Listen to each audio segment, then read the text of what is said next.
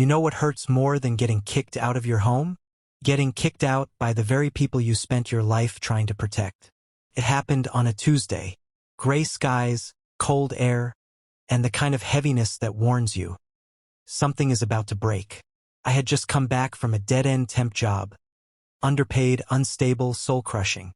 I was 26, living with my parents, not because I was lazy, but because life hadn't played fair. I graduated into a recession, lost 2 jobs back-to-back, tried every gig, every side hustle. I wasn't freeloading, I was surviving. But my mom? She didn't see it that way. I walked in, and she was already waiting. Arms crossed, eyes full of fire. "You're just a leech," she screamed. Then she hurled my emergency duffel bag out the front door like I was trash. I didn't fight. I didn't cry. I looked at my dad silent, staring at the newspaper like it might save him from reality. Our eyes met, and in that moment I knew I didn't belong here anymore. I picked up my bag, and I left. No door slam, no final words, just silence. And that silence, it rattled them more than any screaming match ever could. For 3 weeks, I crashed on my friend Caleb's couch. It wasn't glamorous, just a blanket, a spare key, and some space to breathe. But for the first time in months, I wasn't walking on eggshells. No side eyes at dinner. No sighs during commercials about successful people. Just peace. But beneath that peace, a quiet rage simmered. I had always been the dependable one. The guy who fixed the Wi-Fi, paid his share of rent, managed their online bills, booked their flights, taught them how to use Netflix, and never once asked for thanks. Yet I was the leech. Meanwhile, my brother totaled his car drunk driving, and they forgave him instantly. My sister dropped out of college twice, and they called her a dreamer. But me, I got called a burden for needing time to get back on my feet. So I did something they didn't expect. I logged into the shared bank account. Yep, shared. My dad once asked me to help manage the bills, so I had full access.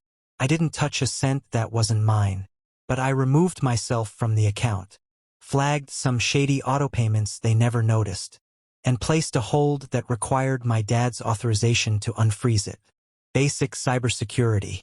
Nothing illegal. But to them, it felt like I dropped a grenade in their wallet. 3 weeks later, my phone rang. It was my dad. Panicked. Furious. "Why is our account frozen? What did you do?" In the background, I could hear my mom, shrieking, blaming him, blaming me, blaming everyone but herself. I listened. Then I said one thing, "Ask the leech," and I hung up. They didn't just get mad. They lawyered up. Apparently, I was now a cybercriminal who weaponized access. It was laughable, so I did. I literally laughed. Then I sent my lawyer every bank log, every email, every receipt. Legally, I was clean. But emotionally, I was gutted.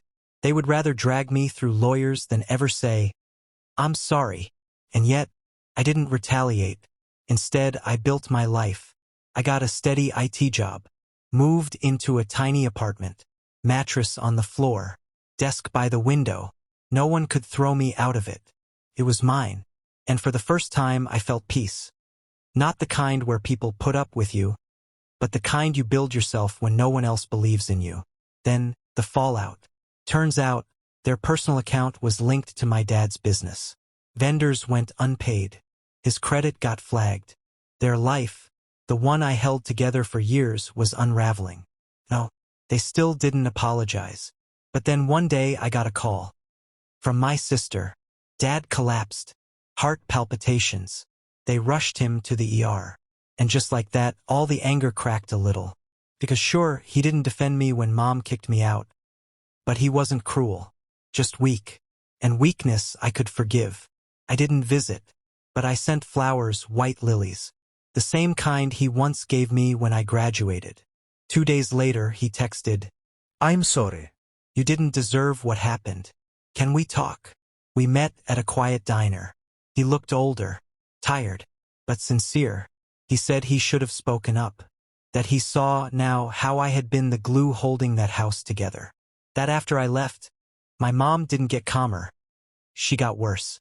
And then, he said the words I had waited my whole life to hear. You were never the leech. You were the glue. A week later, my mom messaged too. Long, meandering, filled with guilt and zero accountability. Not one real sorry. I left her on read. Because forgiveness isn't forgetting. And sometimes the only way to heal is to move on. It's been 6 months. I've been promoted, bought a second-hand car, furnished my place little by little. I even started therapy. I finally have friends, real ones, and each night I sleep in a place I built. No shame. No guilt. Just peace. My dad and I text now and then. He's trying. I see it. As for my mom, I've accepted that she may never see me clearly. But I do. I was never the leech. And now, I'm finally free.